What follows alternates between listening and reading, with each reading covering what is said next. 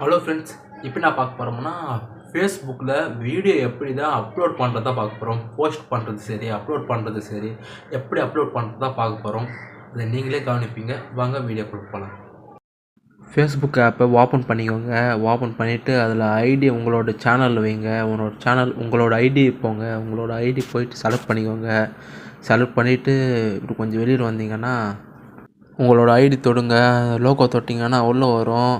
உள்ளே வந்துச்சோன்னா மேலே கண்ணை எடுத்தீங்கன்னா ஃபில்டர்னு இருக்கும் பாருங்கள். வாட்ஸ் மைண்ட் ஃபில்டர்னு இருக்கு பாருங்கள். அது கிளிக் பண்ணுங்கள். கிளிக் பண்ணிங்கன்னா உங்களோட வீடியோக்கு போவோம். நீங்கள் செலக்ட் பண்ண வீடியோவை செலக்ட் பண்ணிக்கோங்க. செலக்ட் பண்ணிக்கிட்டு நெக்ஸ்ட்டு கொடுத்துக்கோங்க.